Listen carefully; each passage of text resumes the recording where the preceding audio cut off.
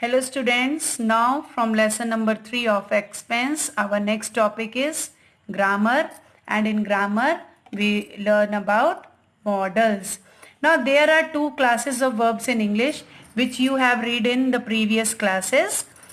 There are two types of verb. The first one is auxiliary verb and the second one is ordinary verb.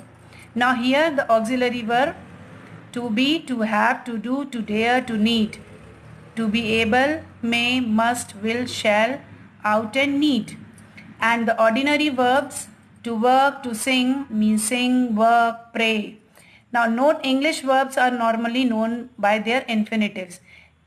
This is also, I explain you that infinitives, gerunds and participles. Okay.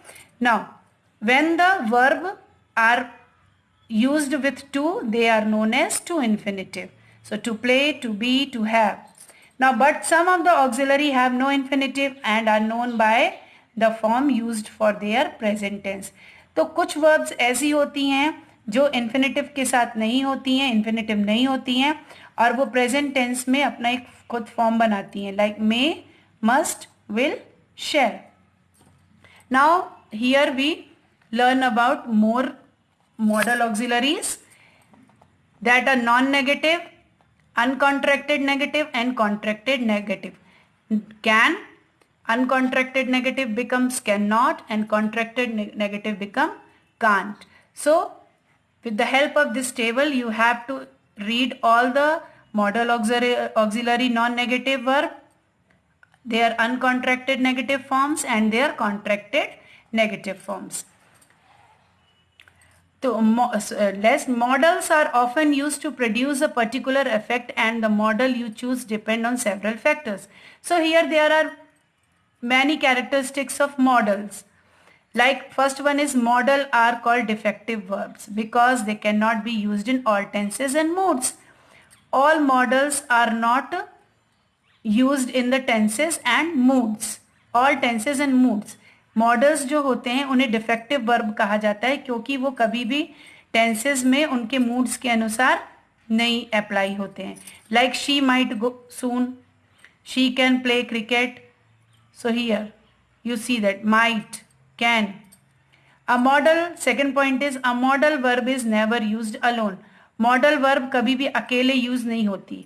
Like should के साथ हमें verb use करनी है teach, may, rain. Okay, is it clear students?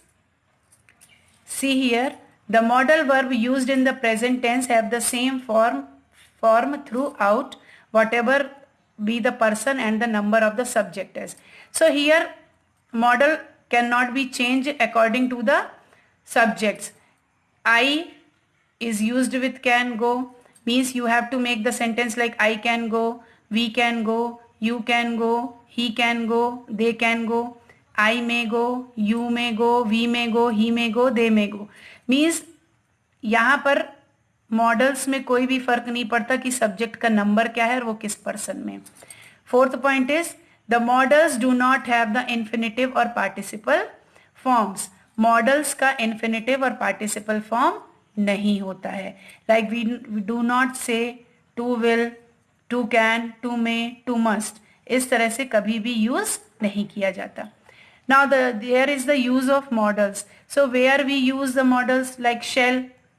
In assertive sentence, shall is in the first person give information about the future action. Future के action के लिए हम shall का use करते हैं. Now shall in the second and third person it's used to denote promise, command, determination and a threat. Now when shall in the second or third person, like I, we, you, they. So here it is used as in promise, command, determination and threat. Like here will, in assertive sentence will in the second and third person indicates pure future. ये भी future के लिए use किया जाता है. Now when the speaker wishes to express some intention of his own, जब speaker अपने खुद के कोई intention के बारे में बताता है उस समय पर will का use करते हैं first person के साथ. You see here, like would, it is used as in the past tense of will for request and for condition. Now should is used for advice, probability, moral duty and past of shall. Can is used for ability, permission and probability. Could used for condition, request, probability, past of can. May is used for permission, possibility and wish. Might is used in past of may, future probability and for permission. Must is used for advice, compulsion, probability and obligation. Ought to used is equal to should, and ought to is always followed by to. You have to remember this thing, means you have used ought with to for moral duty, probability and desirability. Used to is used to express a discontinued habit, to denote a repeated action, to mean accustomed to. And dare is used to denote challenge, to denote courage. And need is used as modal auxiliary, doesn't have a past form. So it doesn't have a past form. Now let's go to the exercise. Fill in the blanks with the suitable model given in the brackets. Now here there are three options. We have to choose the correct one.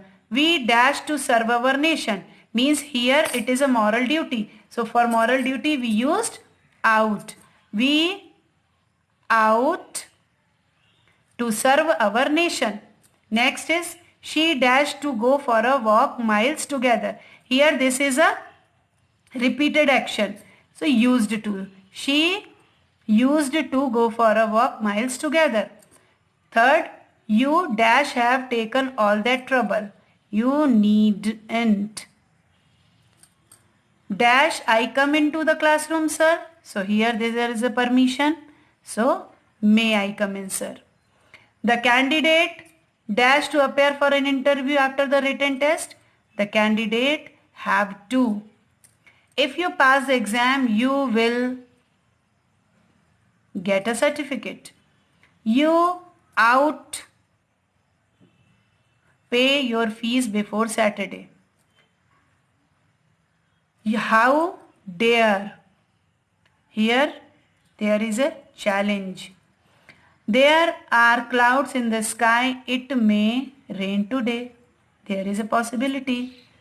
I can solve this problem very easily. So students, you have to fill it like that. And from your writing skill, there is one question.